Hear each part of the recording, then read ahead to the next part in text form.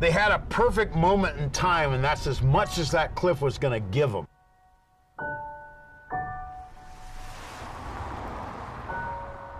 I'm glad that she got in her car and drove off of here because, you know, if she would have hung out any longer, it was like the entire mountain was going to fall on top of her. I mean, that cliff had it out for them or something. I don't know what it was, but, you know, it just didn't end well for the Boenishes. Nothing happens by chance. Every single thing that ever happens for a reason, happens due to the law of the universe.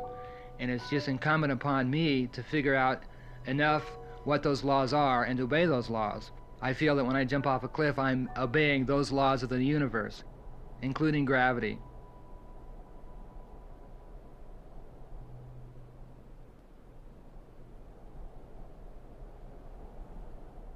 Ready? Yep, I'm ready. Okay, four, 3, 2, 1, go. We've moved over to the midpoint of our newsroom to get away from the mainstream news of the day and look at some of the more unusual things going on. Although, of course, I've been one of the more unusual things going on for most of the day. And one of them is the growing fad of parachuting from skyscrapers, especially here in Los Angeles. And you pursued that yesterday afternoon. Downtown Los Angeles is a natural for this sort of thing. In particular, the high-rise construction boom is a big attraction because the unfinished buildings usually have very little security. Jumpers can often make it secretly to the top and make their jumps. Not too many years ago, this sport wouldn't have worked in Los Angeles because there were no true high-rise buildings. But now, several buildings are above 50 stories tall, and skyscraper skydiving is a big sport. It is also illegal.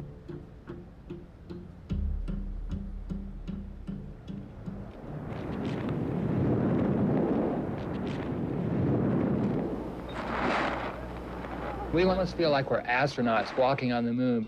It just gives us a feeling of power and of joy. And we want to share it with the world, but every time we try to, you know, people can't relate because in a sense it's out of their realm. You know, when I first started this story, I thought, that's a crazy thing. Why would anyone want to do that? But after talking for a while with those people and hearing the thrill that they get from it, I have to admit, it's a little tempting. No. Only a little, but it is. Doofus. My guest name rhymes with Danish. His name is Carl Boenish. You are a cinematographer, A, but you are, B, a cliff jumper. I want to say that again so people know I meant to say it. Cliff jumper. You jump off cliffs, Carl.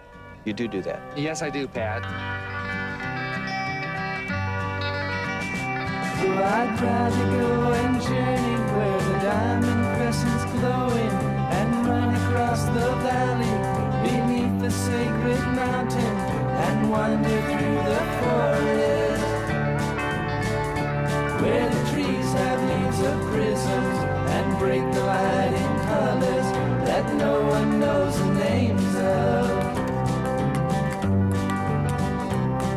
And when it's time, I'll go and wait beside a legendary fountain till I see your form reflected in its clear and jeweled waters. And if you think I'm ready,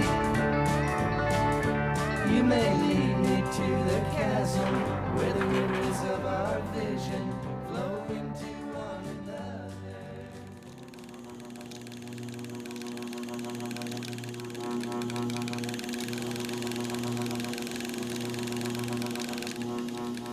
One of my mottos is, there's no future in growing up. I just never want to grow up. Most people, I guess, they grow old. I don't want to grow old or grow up. I don't want to be childish, but I think there are a lot of virtues in being childlike. Because if you study a child, he hasn't been taught what he can't do. Yeah, I'll do a lot of praying. Yes. You do pray. I think a lot of this comes from a metaphysical basis, even a spiritual basis. I think that the biggest aspect of why I do this is for rejuvenation, because if I can master these goals, it improves every other department in life. And I think that if a group of people can watch me jump off a building and be successful, they can say, well, I probably don't want to do that, but maybe I can bowl that perfect 300 game. He was a guy that was everything and everywhere all at once. And he had this crazy infectious enthusiasm, and he would laugh and he would fly over the piano and play some classical riffs, and then he would talk about quantum mechanics, and then he would sort of get a little weepy, and then he'd wax nostalgic about, you know, some job that he had. Then we'd go out and jump on the trampoline. It was like a stream of consciousness, half from hell and half from, you know, some better world somewhere. I mean, it was really an interesting kind of thing being around this guy. Our father's name was Carl, and Ronnie was Carl, so at home we always called him Ronnie. My brother got polio from a polio vaccine. They weren't sure he was gonna live. But he survived it, and for his recovery, he was in a wheelchair and couldn't walk. His legs were really weak, so he spent his time playing the piano. When he had polio, he missed a whole year of elementary school. But once he finally got cleared and could go back to school, he challenged every boy in his class one at a time till he could beat them in a foot race, and he beat every one of them. He talked to me a lot about his birth mother leaving, and I think that touched him deeply.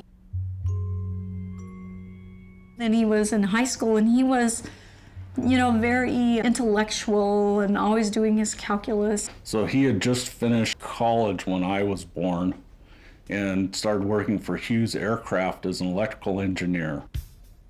But once he got into skydiving, he just changed. I mean, they're always pulling you in, you're part of a group, you have to fly together, so he changed completely.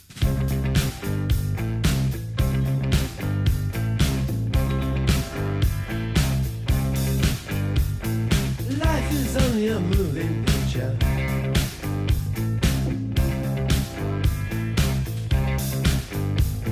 Nothing in life is a permanent fixture.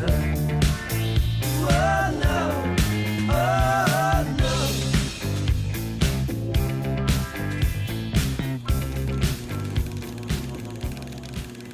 You used to be an engineer, pretty safe, secure type job. When and how did you make the decision to give that all up and go into doing this, what you like to do full time?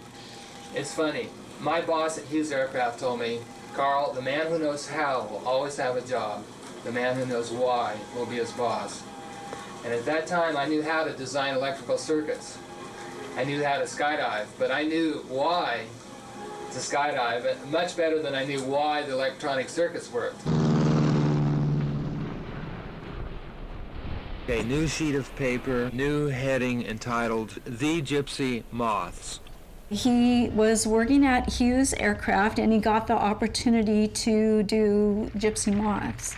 And that was a big MGM production. I was asked by MGM to be in charge of the aerial freefall filming sequences.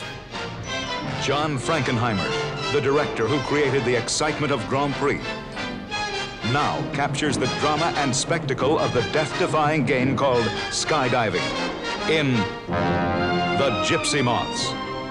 So he went and took the Gypsy Moths job, and that was the end of his electrical engineering career. I didn't exactly know how I wanted to film the aerial sequences when I started. I had to experiment and try all kinds of things. And I had to find really young guys who were willing to do that. Bullet!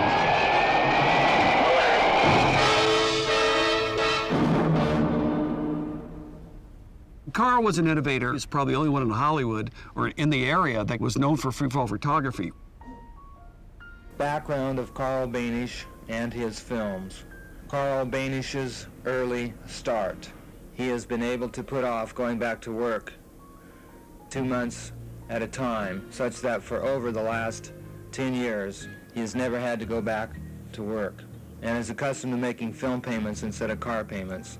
As it's worked out in the past, Carl Boenish usually spends about 2 years to make one 15-minute film. If you were jumping with Boenish, it was expected that you were going to be wearing a helmet-mounted camera, or possibly two. That was Carl's main focus, was to share the wealth, share that feeling, to share the feeling with people that didn't understand it, that thought we were absolutely crazy to do something like this. But once you see it and see the beauty of it, I think people tend to understand the motive.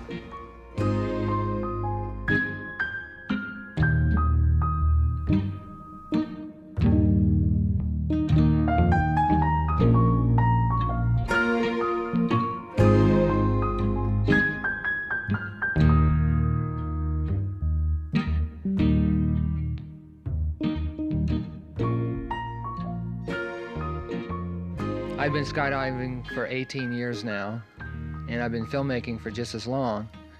Primarily, I'd consider myself a filmmaker first and a skydiver second. So whatever he did, he wanted to capture on film the best way he could.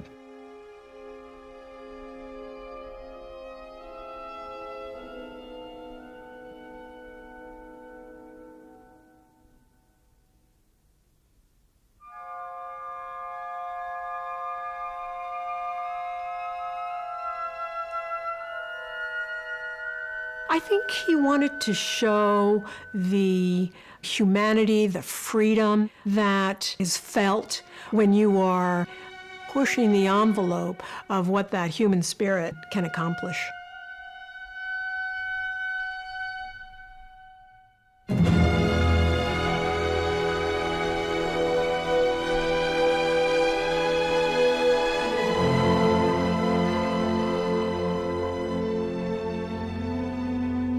Yosemite is beautiful, it's breathtaking. Many people cry when they first see it. It's beyond their expectation, beyond their experience. I was a chief ranger in Yosemite National Park, and my job was protection. So protecting the park from the people, and the people from the park, and the people from the people. Where did you get the inclination to jump off a cliff? Well, this comes from making 1,500 parachute jumps over 15 years and becoming so proficient at it that you wonder, well, what else is out there? El Capitan, 3,600 feet of polished granite rising from California's Yosemite Valley. For climbers, its vertical ascent is one of the great challenges of North America. A group of professional parachutists traveled to this unique spot to experience flight.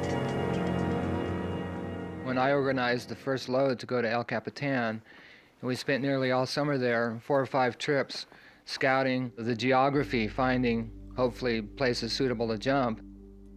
And we stumbled upon this really idyllic place that's about 3,000 feet tall with an overhang of a couple hundred feet.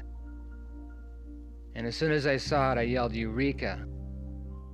The pioneers of this remarkable attempt are skydivers Kent Lane and Tom Stark, along with Kenny Coslin, Mike Sheeran, and helper Sally Wenzel. Expedition leader Carl Boenish with Dave Littell. Carl, on his own, was doing a lot of research on El Cap and then, asked me to help him with the filming of it. I wanted to figure out a way, if possible, to film a person running off a cliff, but from a vantage point looking back toward the cliff. The first jumps were going to be made off El Cap, and Carl wanted to get motion picture footage of the first jumpers running towards him, jumping off the cliff, and then that way he could then follow them down as they were in free fall.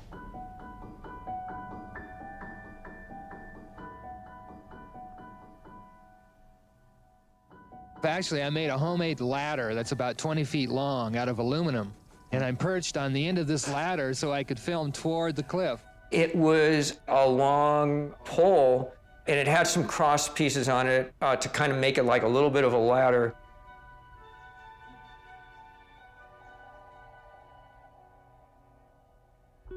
When it was set up by the rock climbers on El Cap, it was just this rod sticking out from the mountain with a little bicycle seat. And if you were going to sit on that bicycle seat, there's nothing between you and 3,000 feet below you. I mean, it was just nothing.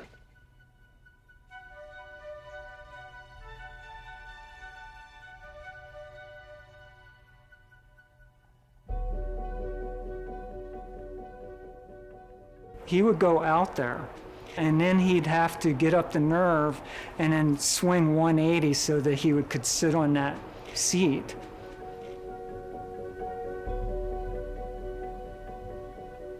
He was nuts. He's absolutely nuts. And then you would hear his laugh, and you were guaranteed that he was nuts. And he talked us into jumping off this thing. So we're all nuts. We were all young and not knowing any better, we were ready to go. Kent Lane, first jumper off of the first trip. 2.5 years jumping, 600 jumps. Yeah, my name's Kent Lane. Well, the first time I heard about it, it sounded like a really neat thing to do. I was scared to death.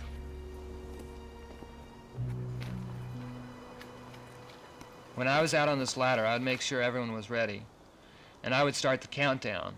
5, 4, 3, 2, 1, go!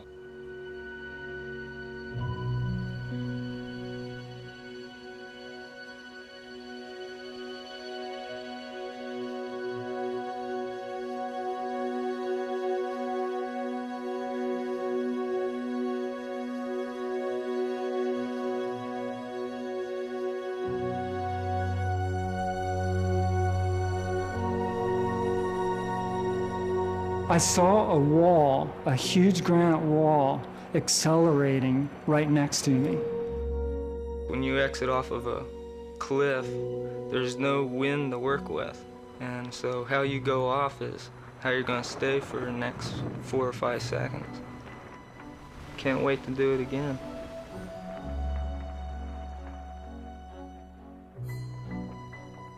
And so once we got down on the ground, we had ground crew that took our gear and they placed them under rocks or under logs. It was all mapped out. We were all dressed up as hikers.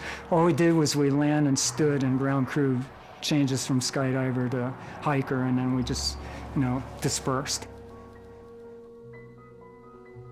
We were entirely successful in all our cliff jumps because I feel that we were constantly led by the idea that we were glorifying mankind's beautiful spirit of seeking adventure, and that we were within our rights of freedom and dominion over all the earth. There are many man-made laws that aren't laws at all that need to be broken. One is the belief that it's impossible to jump off a cliff. The activity I thought was exciting, and to do it off of El Cap just triggered my imagination. I thought that was wonderful. I didn't feel adversarial, but it didn't keep me from doing my job at times. Didn't seem like it was going to stop. How do you herd a bunch of cats? We had word that there were going to be cliff jumpers coming into the top of El Cap, and it was against the law. This is a cat and mouse part of it. A couple weeks later, when Carl and I went back and we jumped off together, I got caught by the ranger. I was the first person ever caught for base jumping in Yosemite. Tom Stark, Dave Battelle, and Joe Morgan got citations. I was actually an attorney for the federal government at the time, so I couldn't represent them, but I did a lot of pro bono work for them, and we were trying to challenge their park's regulation. Speaking of El Capitan, there have been some controversies around that. Apparently the park did not want people jumping off their cliffs. A lot of concern for the people, I would think. And we can certainly see their point of view, but you see, they just didn't understand. In fact, they couldn't even believe that we just jumped off. Basically, we will just jump off and fall for 10 seconds and fall over 1,000 feet. I found most of the jumpers very agreeable. Carl was special. You kind of have an instinct about the ringleaders. He was easy to remember, had this aura of life. You don't have to dislike someone to take away their freedom. My name is Carl Boenish. I'm expedition of this leader. The park ranger at the time that issued these citations was aware that Carl was involved in it. What did you say with respect to the filming? Okay, they asked me, whose equipment it was, and first of all, they said, where's Carl? Where's Carl Boenish? Oh, really? Oh, yeah. Hey, they're out for blood. Somehow we got involved with rangers. The film was confiscated. Carl was very concerned about his film. One of those that was there was the park ranger that sort of had this vendetta against Carl. And they continued to press the litigation aspect. We don't want to be limited by anything except nature. We always have to listen to nature's laws, but not necessarily man's laws. The U.S. magistrate, Don Pitts, he was kind of tired of seeing this parade of cliff jumpers coming in, so he was throwing the book at him. I know that the park ranger, that he was really trying to focus on Carl. I don't mind being called paranoid, if that's what you want to call it or me. I do admit to being extreme and radical, and I feel that I'm justified in being extreme and radical if it's based on truth and principle. I believe that truth is radical. My time with Carl ended at the beginning of '79. You know, you were either all in or you know, there were challenges. At some level, he was really trying to kind of close that gap of getting that unconditional, forever love by his side. The very fact that Carl was around 40 years old and not married told me that he either wasn't interested in women or not interested in marriage. He was geek, a nerd, everything you can imagine in that scope. I wouldn't say he was popular with the ladies. I know that when it came to Jeannie, something really captured him about her. His whole life just changed, and that's was the focus of his life was Jeannie. Those of us who met Carl, anybody, would go away with part of his goodness. It becomes a part of you. And whenever anybody expresses goodness, it travels away with that person. Carl and I first met in April of 1979. I was a sophomore at Pomona College, and Carl was showing his most recent film, which was Skydive.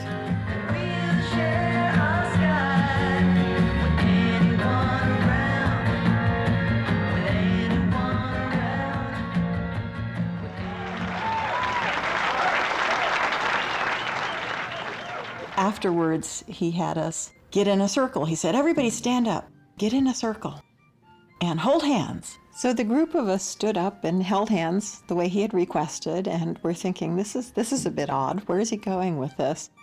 And of course, he just wanted us to experience the position that skydivers would be in when they came into a star formation.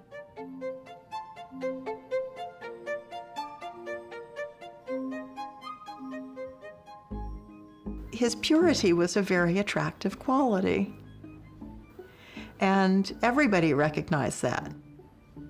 When we were all departing, I saw another girl was talking to him and giving him her phone number, and I thought, well, she's very interested, so I just let it be. It had been fun to see Carl's movie. It was nice to meet and talk with a parachutist. I wanted to pursue this somehow, and I thought to myself, oh, I know Carl. I believe that I wrote him a letter, actually. He ended up calling me and telling me, I'll come out and get you. It's right on the way to the drop zone.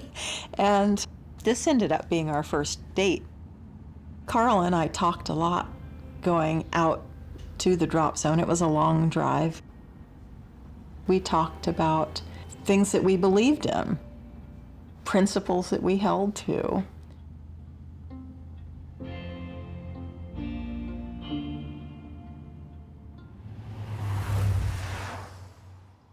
While we were at the drop zone, Carl said, let's have a foot race.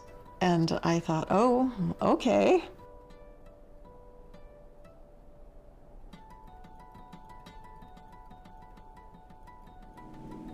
I think we were running next to the airplane as the airplane was starting to take off.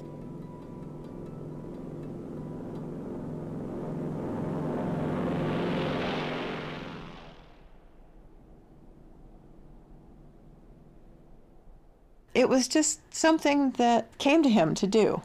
I guess maybe in a sense it was just a gauge of possibilities.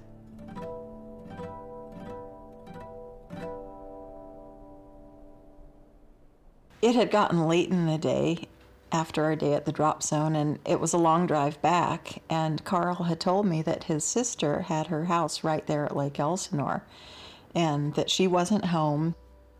He said, it will be fine if we just spent the night there. So he said, well, you can sleep here on the couch and I'll go sleep in the bedroom where I usually do. After a couple of hours, he came in and said, can I lie down here beside you on the floor? And I said, well, that's okay. That's okay. Then he said, can I hold your hand? And so I said, yeah.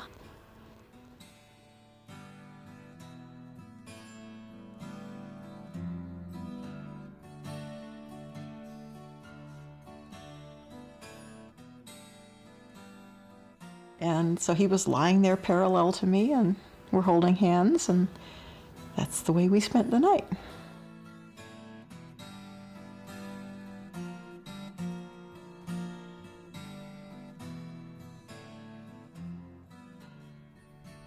In a matter of just a few weeks, we covered all the ground that each of us felt was necessary to figure out if we were sufficiently compatible to start a life together. It wasn't start a relationship, live together, any of that. It was start a life together, get married. You are about to get married in a week. Yes, I'm very excited about that. Does your fiancée jump off cliffs? Well, not yet. She would like to. Since we met, she's made 8 skydives, and she has a natural affinity for the air. And I think she's going to be a very fine skydiver.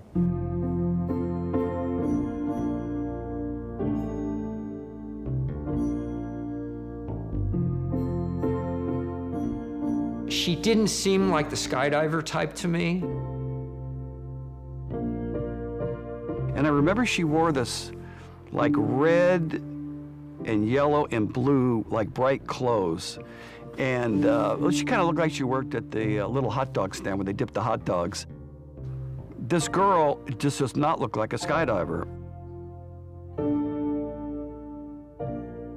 More than once, people at the drop zone pegged me as a librarian and some as a nun. They were trying to figure out where I was coming from.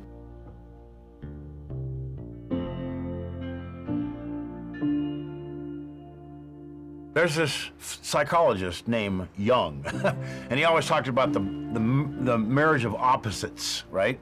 And if you wanted the diametric opposite of Carl Boenish, that would be Jean Boenish. I had that thoughtful demeanor, and Carl did too. We were both very analytical, very detail-oriented, and interested in an intelligent approach to everything. We were two people who were a very good coupling, a unique coupling. We were very well fit for each other, and we loved each other very much. And now, ladies and gentlemen, here we are. I am interviewing you live from the church of the marriage of Jean and Carl Boenish. Jean, would you like to come here and say a word, please? Quick, hurry, hurry. We're running out of tape. And this is our... All right, one word. I don't know what I've gotten myself into. One word is, I do. Those are 2 words. When I was considering base jumping, when it was presented to me by Carl, it was something that struck me as pleasant as camping. One of the most interesting and sort of incomprehensible love stories ever, but they got along great. She was sort of the brains of the operation. So I was marrying into his established business and joining him in partnership as the team. 15 seconds. Camera goes on at 5. Here we go. 5, 4, 3, 2, 1, go! There she goes. Woo-hoo! All right! It was a wonderful thing for both of us to begin our life working together on a daily basis. Beautiful, perfect form. Oh, man. Hey, Carl Boenish, it went really well. Let me tell you something, though. It takes more than 4 seconds to open. Well, at least a count of 4 when you're scared. Roger, I copy. Yeah, I'll tell you, you can, oh. Hey, you had such flawless form. You were rock steady. Everything went mint. You make a hard act to follow, Gene. That was flawless stability. I'm going to try to do the same thing. Head high, bend the knees. Pretty easy, though. Have a good one. Okie doke. What it is, it's a rush. You know, I'm using the word scared because it's not, you know, when you're counting the seconds, it's not that. It's just that you seem to count extra fast. It's what skydivers call a rush. You know, you jump off and there's absolutely nothing because you can't work with anything. You're at the mercy of nothing. You're falling. Jean Boenish, if I saw her in the street, the last thing in the world I would think is that she would put a parachute on and jump off a rock. But she believed and loved him so much. And if Carl said that you could jump off a cliff, do this, and do this, she did it. And she did it better than most of the men at the time. Well, we're kind of used to people calling us crazy, but at least in our opinion, we're not crazy. We're basically fun-loving adventurers, and we really have fun skydiving. It's almost become a way of life for us. We take it so seriously. Interestingly enough, if it weren't for the camera, at least I personally probably wouldn't be that interested in skydiving, because the camera captures something not only for ourselves, but for everybody over a vast amount of time. And it's really a sense of creativity that we do a lot of things in skydiving just for the sake of the camera and hence millions of people to see what we do. At that time, pretty much all the base jumping was called into the Manor Drive house. We're going to go jump El Capitan at 6 o'clock tomorrow morning. Want to come film? Carl and Jean, this is Mary Todd. Well, I'm over here. We did El Cap yesterday, and it just went so fantastic. Piece of cake, everything. As you can tell, nothing happened. No rangers. So to say he was a ringleader, yes. He didn't tell people to go jump, but he knew about it. Even though we had problems with the National Park Service as far as arrests or people wanting to fine or prohibit, base jumping was not an illegal activity. And in the Park Service specifically, it should easily have been a permitted activity. Currently, it's pretty illegal to jump off of the top of most of those cliffs, and I know that you've been instrumental in fighting that. What's going on with that now? Is that going to be legalized in your opinion? Well, we hope that in time, just like mountain climbing, that it will be unregulated. Mm-hmm. Right now, we want to work hand in hand with the Park Service. We both wanted the same thing, to legalize it, to reduce the danger of jumping illegally, because they were doing it at night, trying to evade us. Bill Wendt is the National Park Service Director for Yosemite.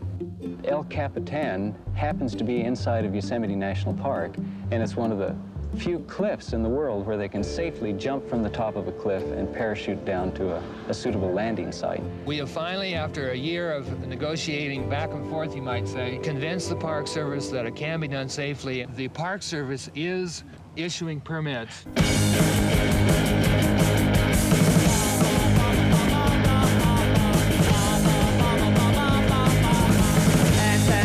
She got me going. Your slacks are low and your hips are showing. I take a girl as you're standing there. You love the slacks and your long black hair. You make me move you like no one else. And when I'm with you, I can't control myself. Head down and she got me shaking. So that my nerves are breaking. It worked, and it worked for a while, but it really started to be untenable. There were just too many free spirits. and we had to shut them down the 9th of September. Jumping off El Capitan was first unregulated because it was unthought of. And then it was regulated because it was feared. And then it was banned because it was abused. We got it started because I recommended it, and it was stopped because I recommended it, so I'm responsible. And maybe I was too impatient and didn't, that I will admit.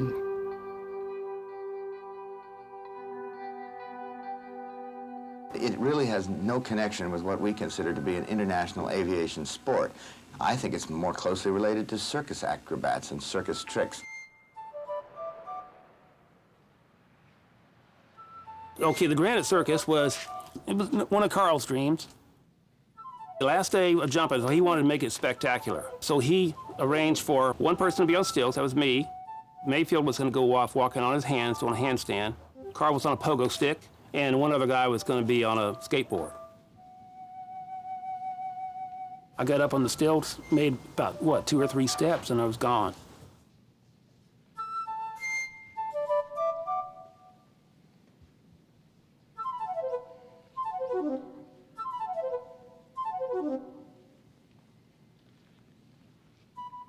It was so cool that that kind of set my heels in. I was into base jumping, even though it wasn't called base jumping at the time. It was that was the program for me. After the permitted season of jumping from El Capitan, the number of jumpers that was interested in doing this activity was growing. And Carl, in his foresight, knew that we needed to be able to call it something other than fixed object skydiving or skydiving from fixed objects or cliff jumping. There were boundaries beyond just cliffs. I found some other objects around that I thought might be interesting to jump. Phil Smith, Smitty, came up with a couple of ideas. One of them was jumping off TV towers. He had a TV tower in Houston that was over 1,000 feet high. He also mentioned that there was a building going up under construction that was ultimately going to be about 900 feet high, a little bit more. One thing led to another. Carl and Gene decided to come out in January of 1981. The 4 of us would go down and jump the TV tower. That was the prime focus. You know, the building had been mentioned almost in passing. It seemed like, not having done either one, that a TV tower jump would be a lot more feasible than a building, just because of the logistics of getting onto a building. Smitty did all the homework and lined it up for us. And by that, I mean, I figured out when we needed to be there and how to get onto the tower, because we'd have to climb a fence, how to get away, and how many sets of cables there were on the tower so we could avoid hitting those. Bottom line is, we jumped that.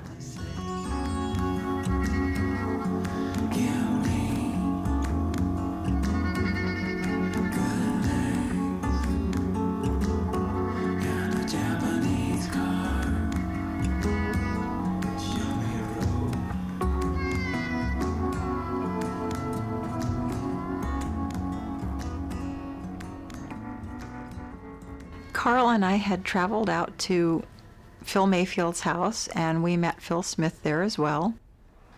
And we started talking about Carl's latest idea, his grand idea, his big picture of fixed object jumping. That evening, we were up in Phil's house in Arlington, and we were planning our next day's jump.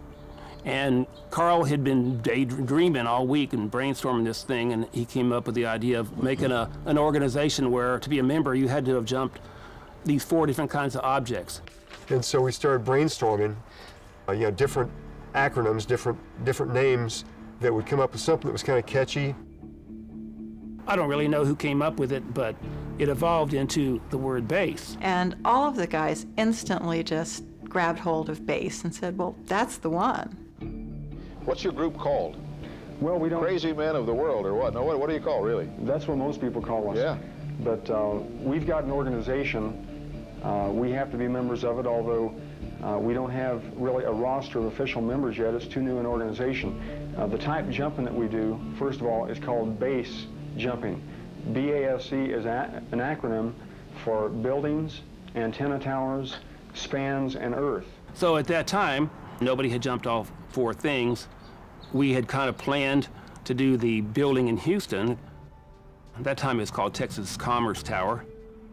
You jumped off a cliff, I mean, what's next? I've heard you want to jump off buildings. Well, yes, it's just mankind's spirit that's bubbling out saying, hey, if there are mountains, let's climb them. If there are buildings, let's jump off of them. Houston was going through a lot of growth. They were building several new buildings that were going to be about 1,000 feet high. And at that time, that was kind of our criteria. I didn't want to do much lower than that. The nice thing about those buildings is when a building's under construction, they're really vulnerable to people like us.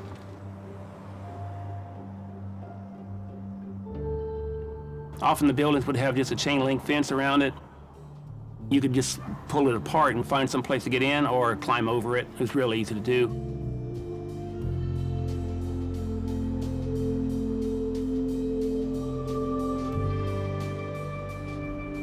There is a stairway, no elevator, but there was a stairway, and we just went up to the top, no problem. With Carl Boenish, you have to understand, the number one thing is the film. So it didn't matter the security of getting away and making the jump and getting all that stuff. That was secondary to getting that film. So we got in there real early. We could have made a jump in and got out, but the light wouldn't have been good.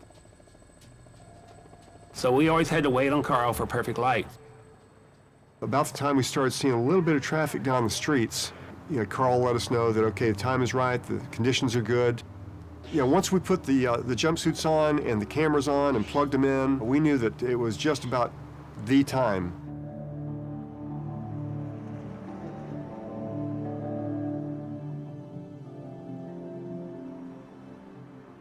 As soon as we got the go-ahead, okay, we're ready down there, helicopter's ready, okay, guys, we're waiting on you.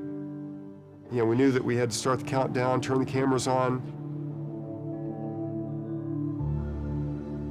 I didn't want to screw up, and neither one of us did. Okay, 5, 4, 3, 2, 1.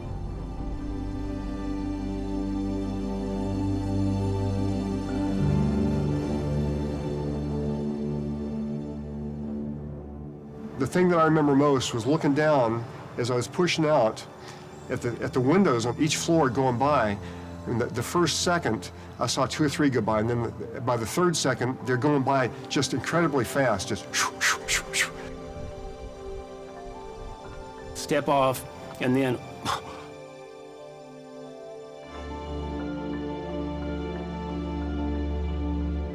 you'll see the building behind you or the cliff or whatever it is as it just goes. I let go of my pilot chute, which opens my canopy, because I see Smitty's over here. His is already starting to string out. I let mine go, and I opened probably 150 feet below him. And just as soon as I got open and I was not facing the building, I breathed an enormous sigh of relief. Because now the whole thing's over, all the danger's over. All I gotta do is land and hopefully get away. But even if I don't get away, if I get detained by the police because I was trespassing, I'm okay with that.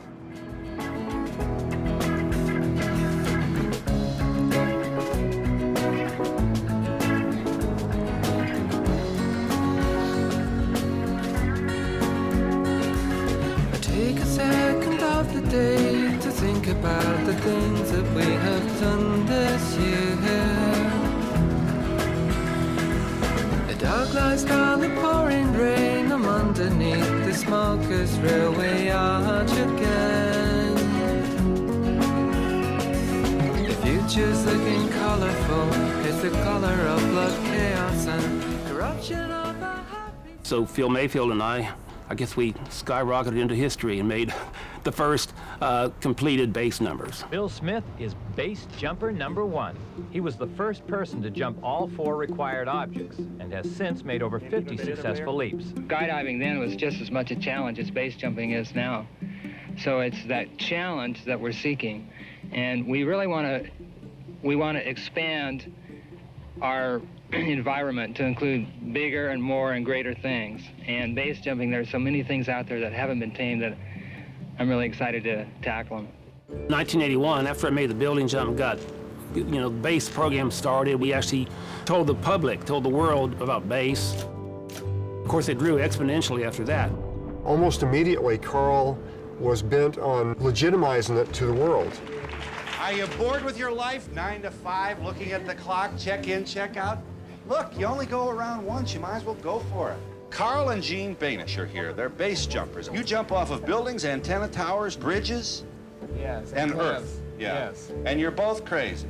No, we're not. No. As the equipment got better and word spread about this thing, then the numbers began really accelerating.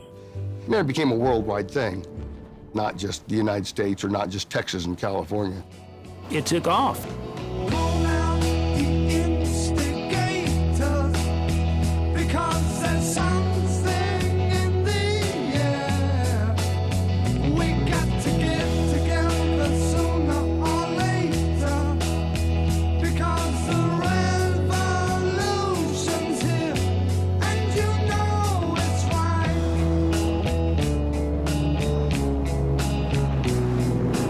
WB News time, 11:53. The still uncompleted 54-story Crocker Center in downtown L.A. may have seen the last skydiver jump from its lofty heights. A group of intrepid divers has been climbing to the top of the building and parachuting off for about 4 months, but always at 2 or 3 in the morning. The jumpers say it's a new sport called base diving. Police aren't sure what to call it, but they say there's no law against it, except maybe trespassing. Question: why did you jump off the Crocker Center building in downtown Los Angeles? Answer: because it was there and a lot of fun. Carl, how can you justify breaking the law to jump that building? Answer: what laws am I breaking? He assigned a lot more importance to the laws of nature than he did the laws of man. The laws of man, in Carl's eyes, were temporary at best. There were buildings in downtown Los Angeles that were under construction. The Crocker Center happened to start construction when we were interested in jumping off of buildings. Well, you know, Jean and I have each jumped from a building, 1,000-foot, 75-story skyscraper. Oh. And people say, why? Why did you do it, Jean?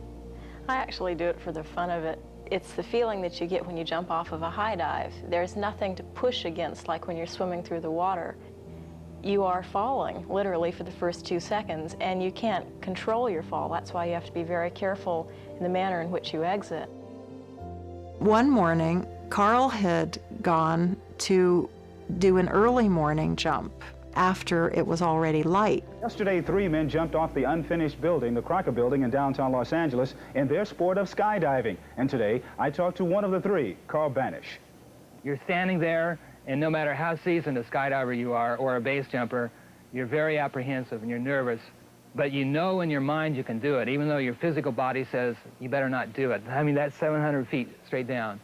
So finally you say, here we go, ready, set, go. And the first second, you start accelerating incredibly fast. It leaves you almost breathless. And then the second, you have a feeling of freedom and power and confidence, almost euphoria. And you think, wow, I feel like Superman.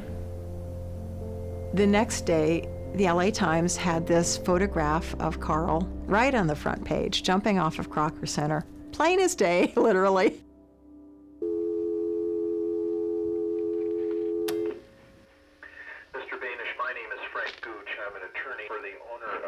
Crocker Center.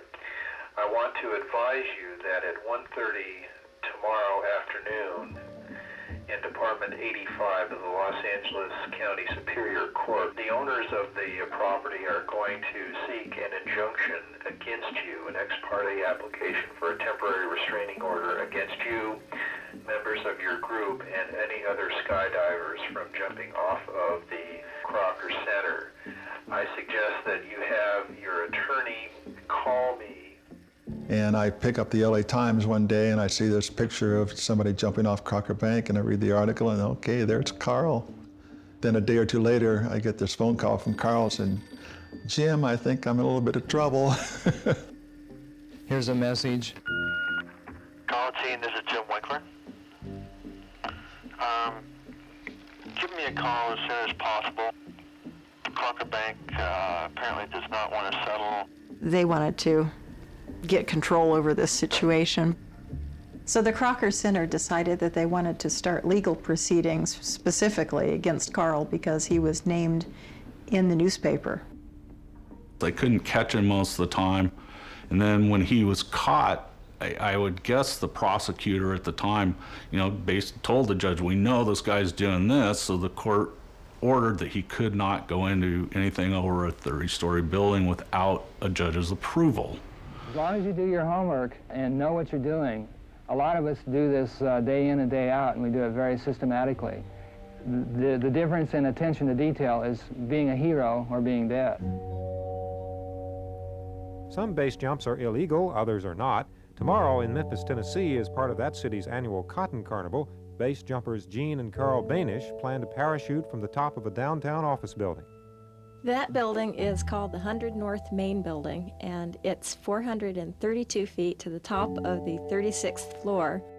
A man came up and introduced himself, and he happened to also be the president of the Union Planters Bank Building, which was the largest building in Memphis, Tennessee.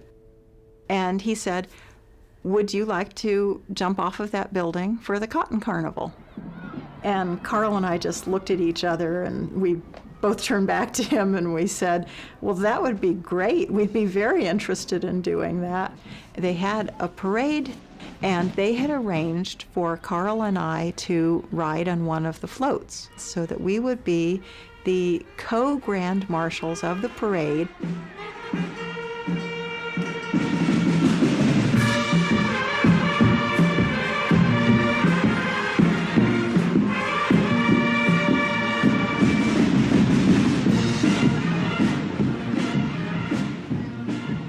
So we were co-grand marshals, and our job was to jump down from the building crystal medallions that were made especially for the king and queen of the Cotton Carnival.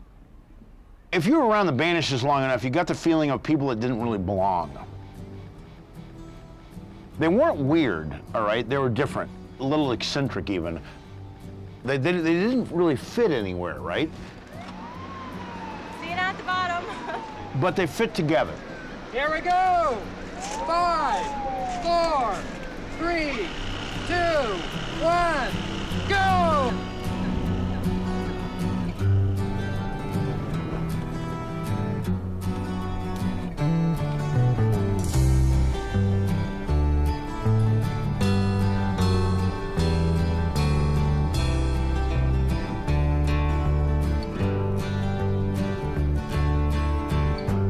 This is for all the lonely people, thinking that life has passed them by. Don't give up until you drink from the silver cup and ride that highway in the sky. This is for all the single people, thinking that love has left them dry.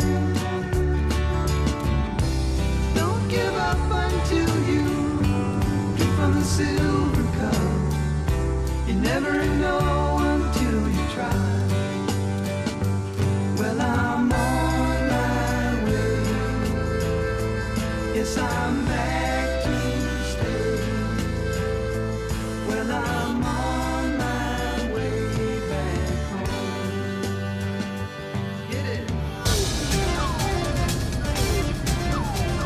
We've just reached the Trollweggen, which is the largest cliff face in Europe, and is going to be the site for our assault on the world base jumping record. Standing over here on this ledge is Carl Boenish and his wife Jean, and they're about to fling themselves off the mountain in something called base jumping.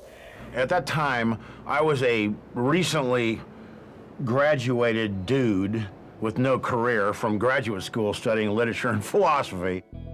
You know, I had no idea what I was going to do other than what I had been doing, which was rock climbing and sea kayaking and, you know, generally doing things that were really fun that made no money.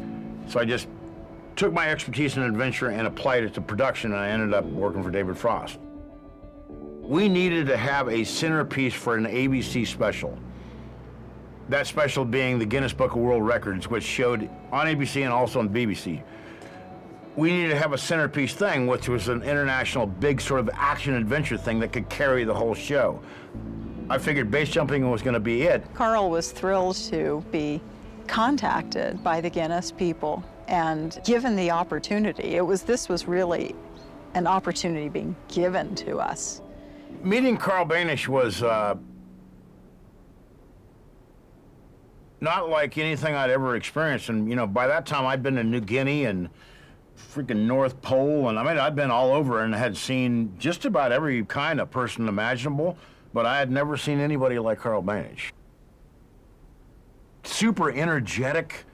You know, he had plans to do everything, and he documented he had pictures of everything, and he was everything. You know, everything about Carl was out there right from the beginning, and it was like running into a geyser. It was just like, whoa, look at this guy, you know. Carl, what's the old record? The tallest base jump ever made is 4,900 feet, and that was made at Half Dome in Yosemite National Park. High by anybody's standards. And Jean, what are you going to attempt today? Well, I'm not exactly sure what the height is here, but it's definitely over 4,900 feet. All the best to you both. Thank you. Okay. When they said, let's go and do a record jump. Let's find a site that's the highest from point of launch to point of landing. And where would you like to go and do that? The world was our oyster, and we chose Norway.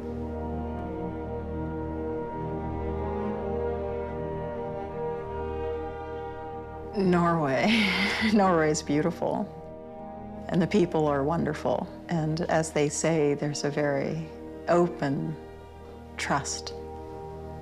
That's Norway.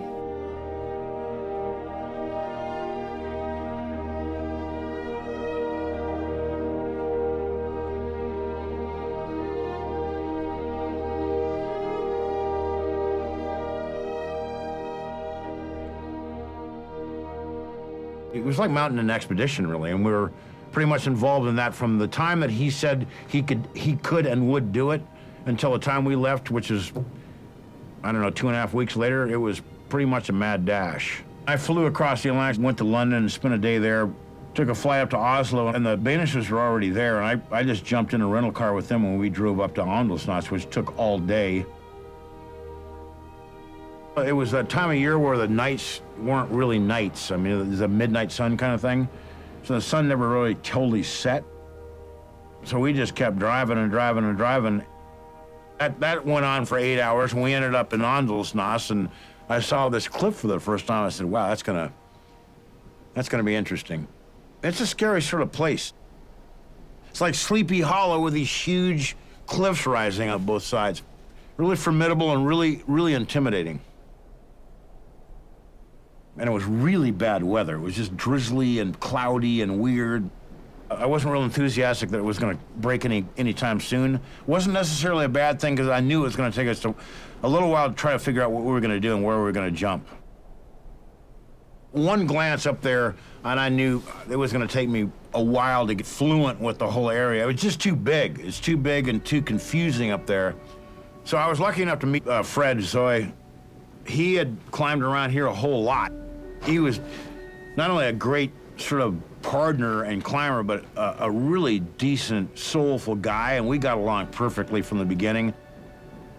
We hooked up, and every day we'd hike up the backside of Trollveggen and go up there marching around looking for places to go. Started climbing when I was 15, and I've been doing quite a lot of climbing in the area here in Romsdal. I first met Carl when Arne Randers asked me to be a local guide and be responsible for the security up in the mountains while I was doing the parachute. I really didn't know what's going on then, what they were going to do, but it was a really exciting time to be together with them. I remember his leg, that he was, have hurt it once, broke it, I think, and that he did not go to a doctor.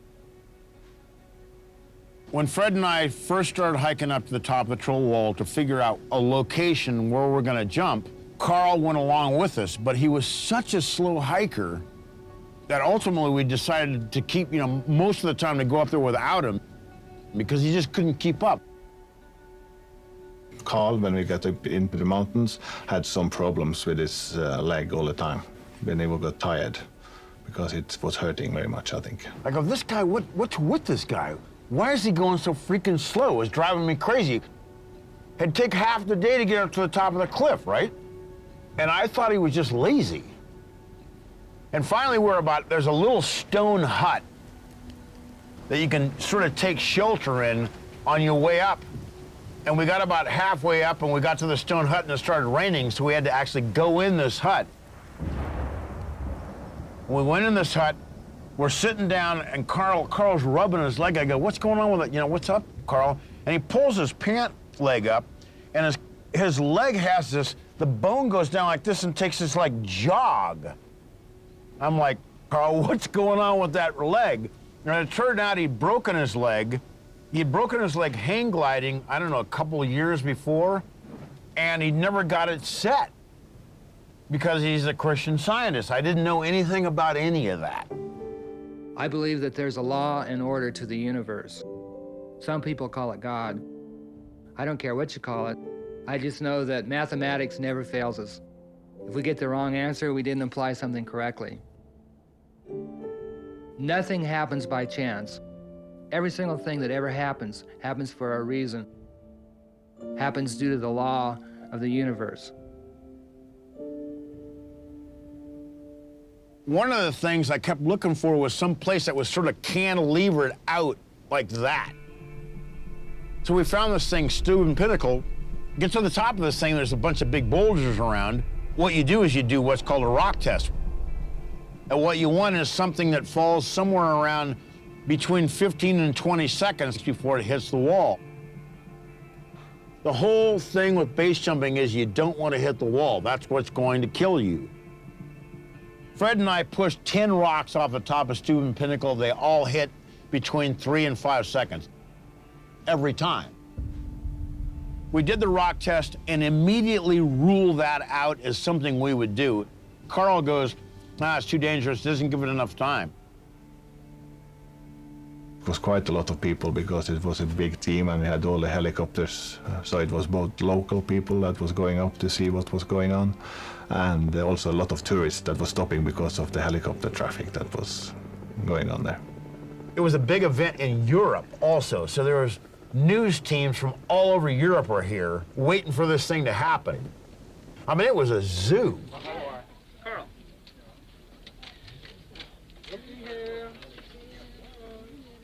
You know, I was hoping to be able to do this thing sort of on a low profile, but by the time the thing finally happened, I mean, it was no secret to anybody. The Boenishes were both, well, Gene, it was hard to tell because she seemingly never got excited about anything, but Carl was coming out of his skin.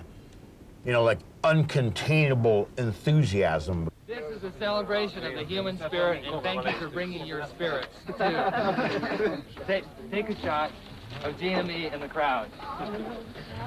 But you don't even, put it on infinity. You have it on infinity? Okay, look at the camera. Did we stop it? No, the other button. Oh, yeah. I mean, it's like a geyser, you know, just like Old Faithful. The day prior to when we really got the thing on film, he had done the jump basically at night already and done it perfectly. So we knew that everything is going to be perfect. As soon as the sun comes up, he can do this jump. We're going to get it a couple times, so we got it covered, and then we were out of there. Carl's enthusiasm was so high, everybody was really high on this thing, because you got to remember, base jumping had never been filmed on any kind of big scale. It was little teeny 16mm documentaries that show, you know, people show it on their bathroom wall. And we're a huge network television crew that came in here, swooped in here with a internationally famous star, David Frost, to be, you know, he was the host in the Guinness Book of World Records and all this hoopla, right? And boom, we have 6 cameras, and like Boenish had another couple of cameras, and we had cameras everywhere. And this was going to be a big event. Everything was going great. Everybody was enthusiastic. It was sort of a big thing. We got up, the sun was perfect. It was a perfect bluebird day. That was lucky enough. We got everybody in position in a matter of a couple hours. They're getting ready now. The Boenish is approaching the jumping off spot, coming out there. And the pilot's doing a fantastic job. It's very difficult right there. He seems to be balancing that helicopter, well, almost on one skid. And there are the Boenishes over there. There they are, perched on that very, very tiny outcropping. Now, with the help of our key mountain climber, cameraman as well, John Long there. They're making their final equipment checks. 30 seconds. 30 seconds. Are you ready?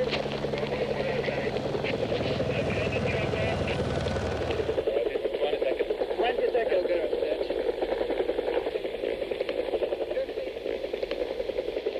10 seconds.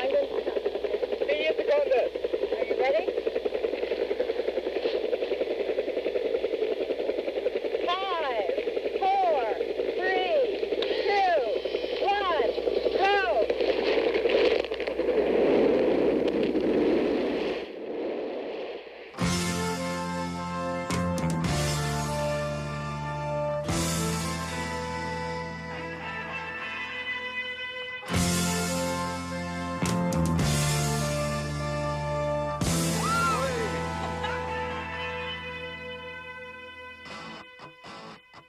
Congratulations. Thank you very much. Let's find Carl now. He's a little behind you. He was very enthusiastic. There he is. All right. Perfect landing. He was always enthusiastic about all of his projects, particularly after a jump was finished or the film was in the can. Terrific. Congratulations. That really excited him. It was exciting. Wow. Wow. That's a jump of a lifetime. Love is like oxygen. You get too much, you get too high. Not enough and you're gonna die. Love gets you high. Time on my Boy, did you see how much lift this big parachute has? Yeah. I was staying up forever. Well, listen, just by landing safely, that means you have set now a new world's record for base jumping. Norris, do you have the exact figures? At least 400 feet further than any other base jump in history. And the speed, because you deployed so late, it was like flashing through a 20-story building in 1 second. Carl was really enthusiastic about having finished the jumps. To see that wall rushing by, man, we loved it. And for Carl, too, to have been able to made a record jump. It was like, let's get out of here before something, you know, before the mountain falls on top of us. You just had this feeling of doom hanging over something that was potentially that sketchy. So the moment they were over, as though retroactively something could happen, and combined with the fact that that was the last piece that we needed to do on the show, both of those combined and in concert gave everybody a reason to get, you know, it put jet, you know, underneath everybody, and they were gone, bam, out of there.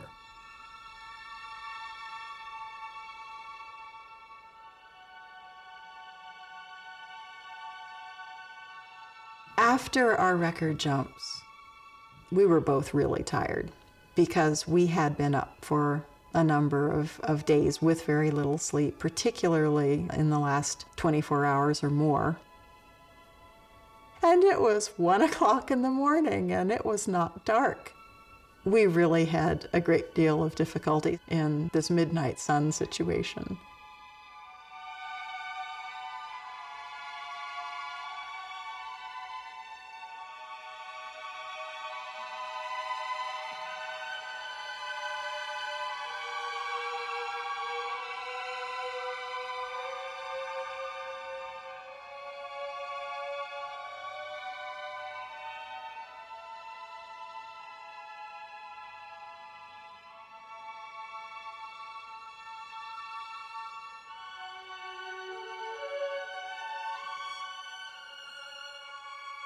We had a short night that night.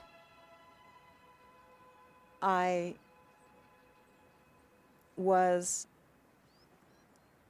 tired from the jumps the day before. And I told him I was going to sleep in, and he had decided he wanted to go and jump the Brewer Scar, which was the normally jump site. So I didn't think much of it, but I was grousing a bit about, well, you're tired, then why don't you stay? Why do you have to go do this right now? You know, right today when you're tired, stay here and sleep. That morning that Carl left for the jump, as I was lying in bed, I was grumping at him that I didn't think that he should be doing this because he must be tired. And that was the way I was expressing my feelings and my intuitions about it.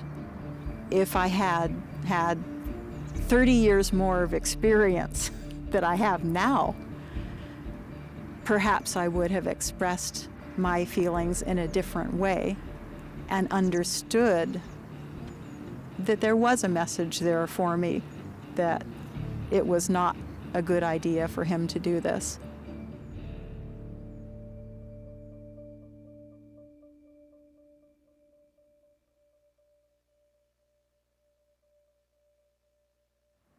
That's the honest truth about it, and I can only look at it in hindsight from here.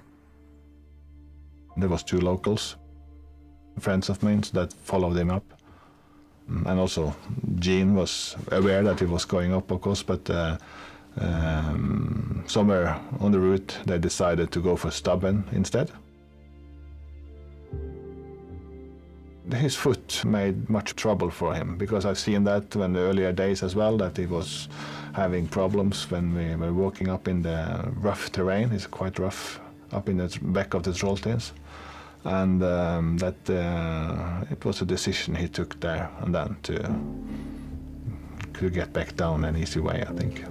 The fact is, we had done the record jump, filmed it, and not more than 12 hours later, he had hiked back up there. That didn't make any sense to me. I didn't know how that was possible. The fact we heard that he'd done Stubben was like, that didn't make any sense, because we had agreed when we did the rock drop test that it was suicidal. Nobody could survive that jump. Why did he done that? Why was it that if he was going to go back up, he didn't ask Fred or I to go up with him?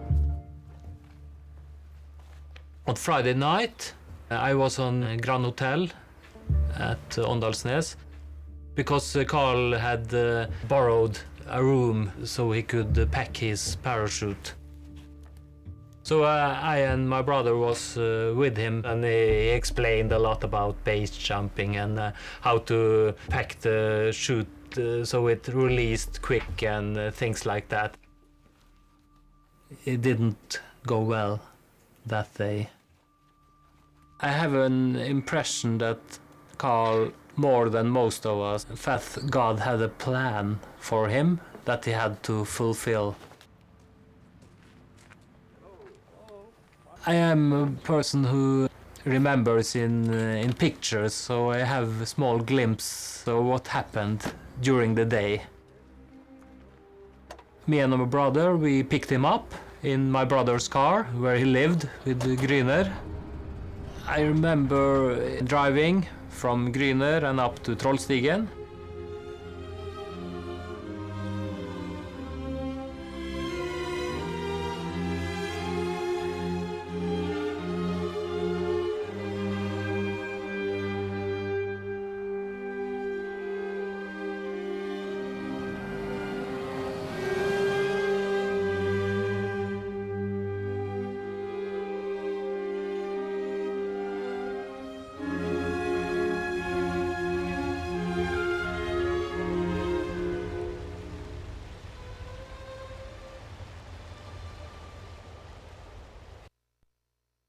Not so good weather. It was little rain and quite windy.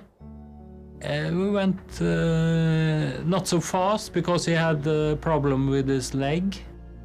And then we went further up to Stubben. We climbed up to the pinnacle and sat there for at least it was more than half an hour, maybe up to an hour.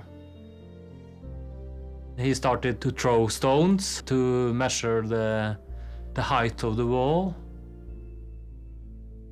We sat on top of the pinnacle and chatted on different matters of life.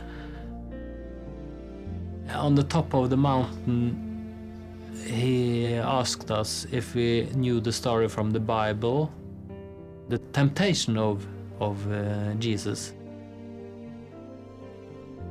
The devil brought Jesus to Jerusalem and put him on the highest point of the temple. And he said that if you throw yourself down, God will send his angels and carry you in their arms, so you will not hurt your foot on a rock. Jesus answered, "Do not put the Lord on test." And Carl just had a particular laughter, and he pointed to his parachute and he said, "This is my angel."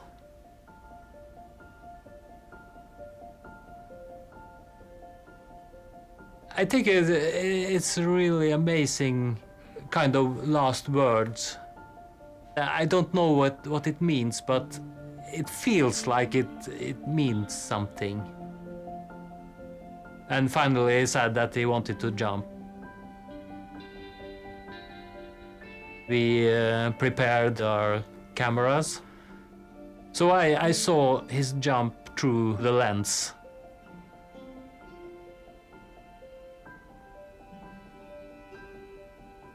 I saw the back of the whole body, more like just his feet diving down. His parachute was stalling against the mountain,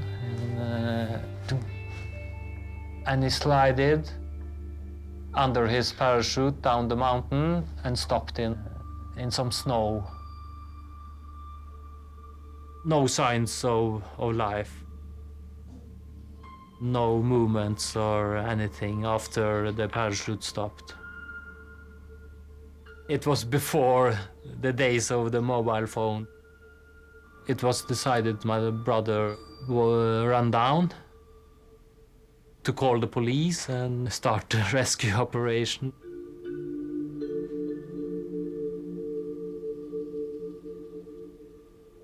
I waited, looking down on him, on top of the mountain.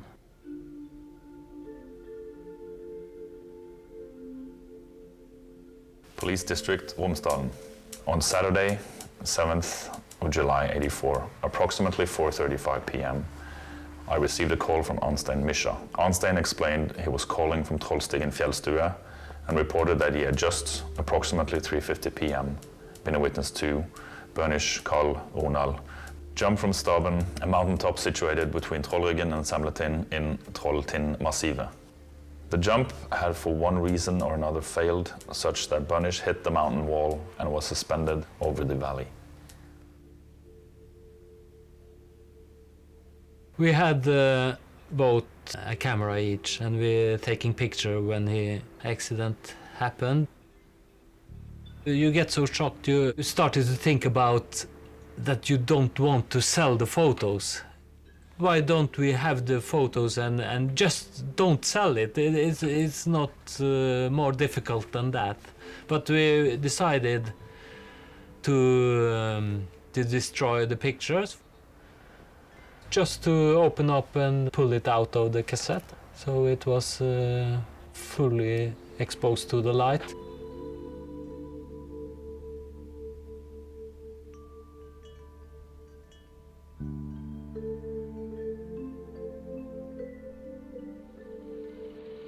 I went back to where I was staying after we wrapped. I think I just laid down. It was probably still mid to late afternoon, and I didn't really get up until the next morning when Fred came hammering on my door and said, "Hey, Carl's been in an accident."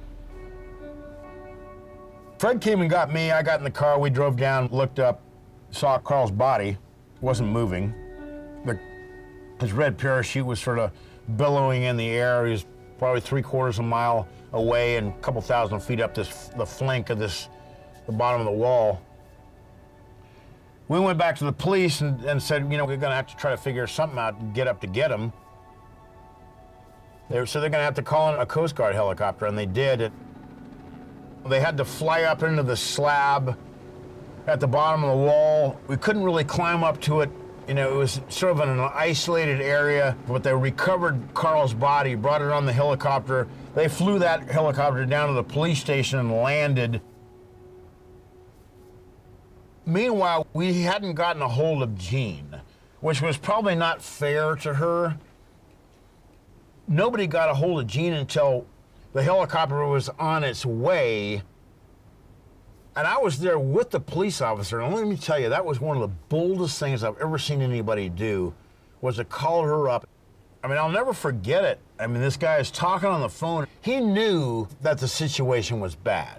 And he's talking to her, and he was holding it together with the last ounce of strength that he had, saying, your husband has been involved in an accident, and it doesn't look good. And I'll never forget watching that. God, that was awful, wasn't that? But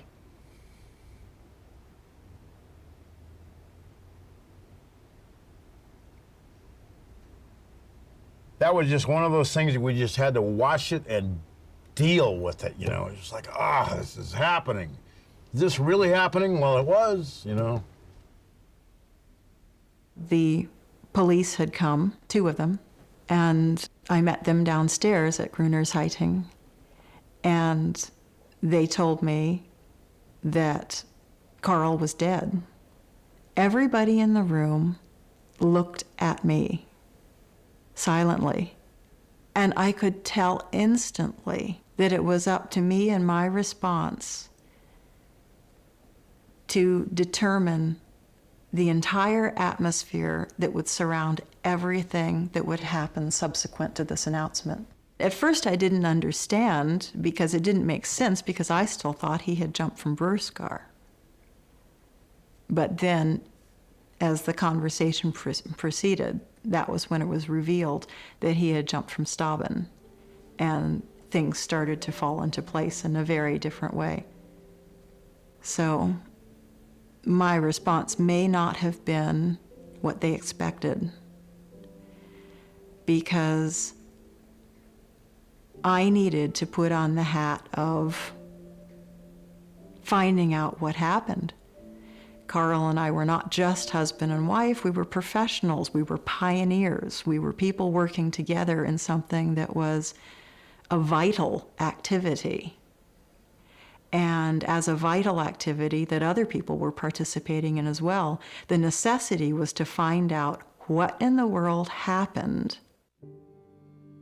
He had a good exit, but somehow obviously got turned around into the cliff, and that is not a sight where you have achieved the distance from the cliff that you need to be able to handle being turned into the cliff that soon upon opening.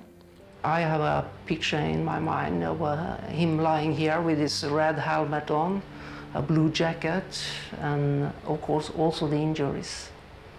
He has many bad injuries and serious injuries, both in breast, head, and also the arms and legs. I think he died immediately.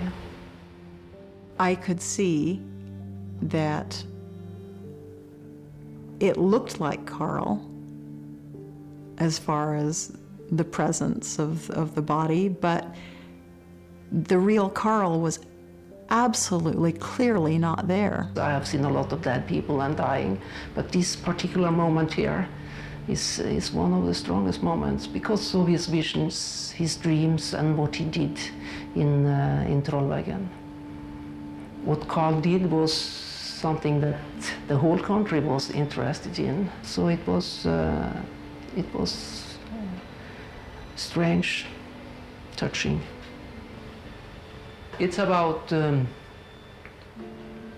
limits, living on the edge, and of course his dreams, as I said, his vision, and then suddenly was here lying dead. And you know, when they are here, they are really dead.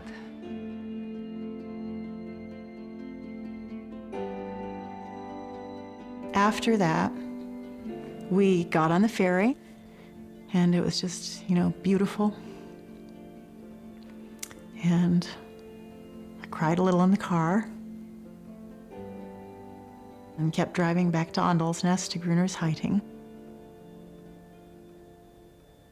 A couple of days after Carl died was the day that Eric Finns was planning on jumping. There I was going to jump off the troll wall, and Carl dies, and I'm just like, holy shit. But there was something that was, there was something that was bigger than the moment that was like driving me to want to continue. Word spread like wildfire that Carl had died. Very quickly, people around the world in the jumping community knew what had happened, and it really, really shocked and shook so many people. And I said, I want to still do it. She was like, I want to do it too, with you. We're going to go do it. Not wanting him to seem disrespectful in making a jump, it would remove any aura of seeming disrespect for me to be the one to be making a jump first after Carl's death. To show people it's fine, it's okay. Carl wanted everybody to get on with his lives after he died, and that there was nothing wrong with base jumping because of this. We just had to learn from it and go on.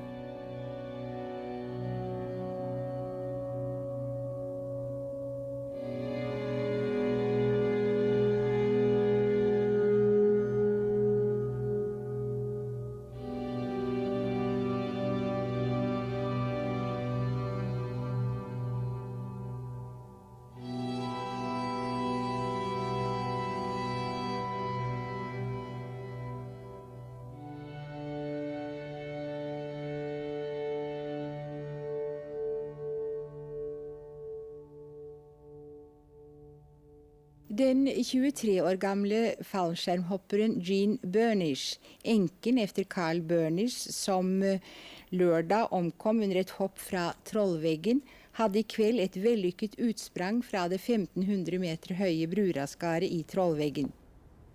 As I was under canopy coming down from that jump, I had my last personal time. I had my last quiet time, and I could see as I was coming in for a landing that there was a group that had gathered, and there was the prospect of having to deal with the press.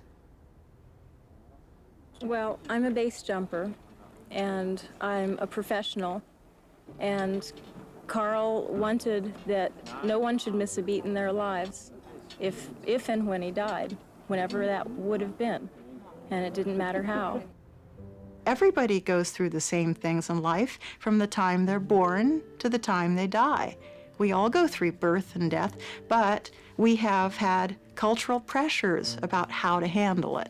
What did you feel doing this jump today? It was just like any other base jump. It was the same. Were you thinking of some special thing? No, nothing really special. So you didn't have your husband in mind? Well, under canopy, I thought of him, but that's really kind of personal. Everyone has his own real way of reacting. It will be individual. And base jumping encourages people to think as individuals, to discover and explore their individuality. It is not unique to base jumping. Base jumping is just a condensed version. Somehow, in this earthly experience, we have to depart. There has been no one who has not departed from this earthly experience. So don't let death impede you as a hurdle. Don't let it be a wall that you bang up against and then can't see past, can't see through, can't see over. Climb the wall as quickly as you can and go on.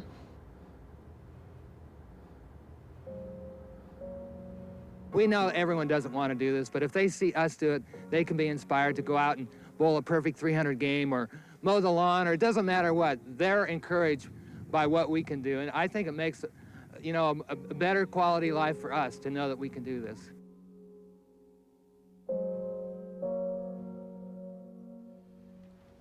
You know, you go to that, you always wonder with Carl that underneath, what's the real story? What are those core beliefs that would drive you to do that? And I got to think it's that sort of mystical thing where he thought that he could, that mind over matter thing, he was the one person that could get away with it, but the Troll Wall had other ideas.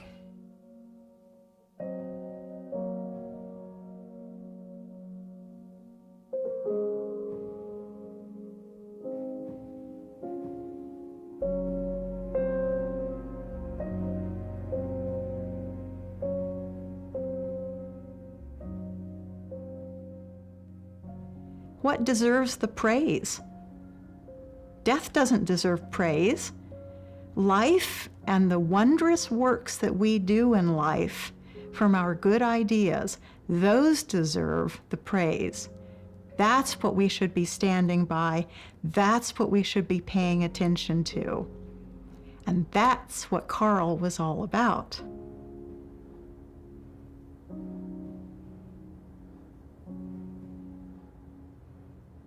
Carl would love to have the new wingsuit flyers standing on his shoulders and jumping off.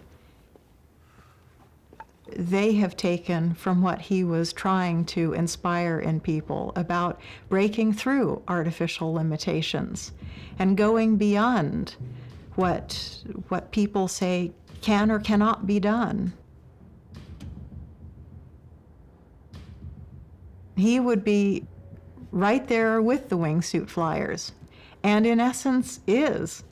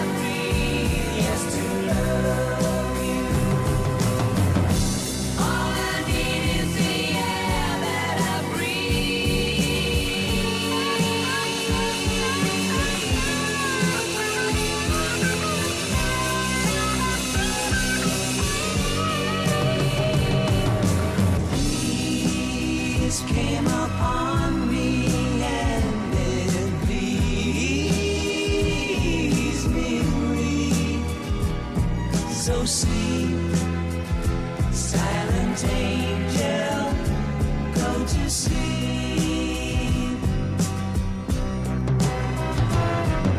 Sometime, all I need is the air that I breathe and to love you. All I need is the air that I breathe and to love you.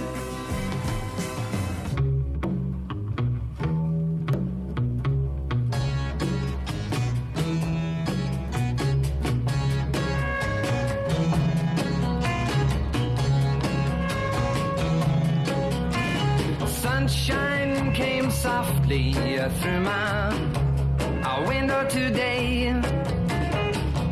Could have tripped out easy, but I've changed my way. It'll take time, I know it, but in a while you're gonna be mine, I know it. We'll do it in style. 'Cause I made my mind up, you're going to be mine. I'll tell you right now, ain't a trick in a book, and I baby, all that I can find. Superman or Green Lantern ain't got nothing on me. I can make like a turtle and dive for a puff in the sea. You can just sit there thinking on your velvet throne. Yes, I'll battle the rainbows that you can have for your own. 'Cause I made my mind up, you're going to be mine. I'll tell you right now, any trick in the book, and I baby, all that I can find.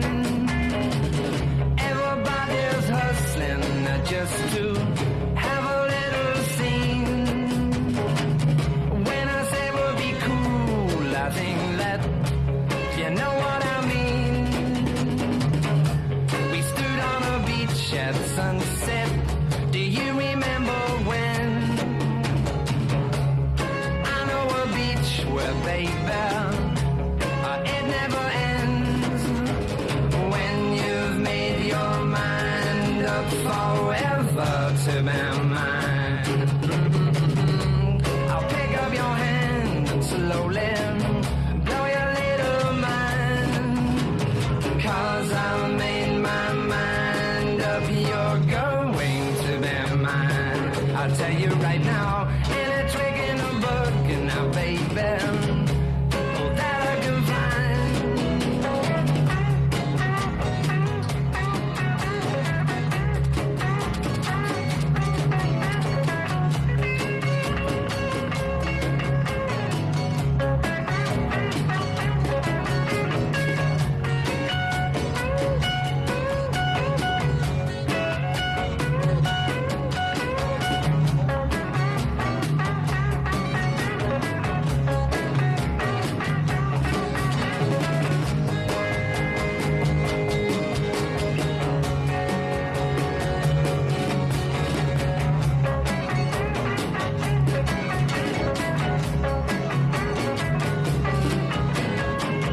Superman or Green Lantern ain't got nothing on me. I can make like a turtle and dive for your paws in the sea. Yep, I get you, you can just sit there while thinking on your velvet throne. Battle the rainbows that you can have for your own. When you've made your mind up forever to be mine,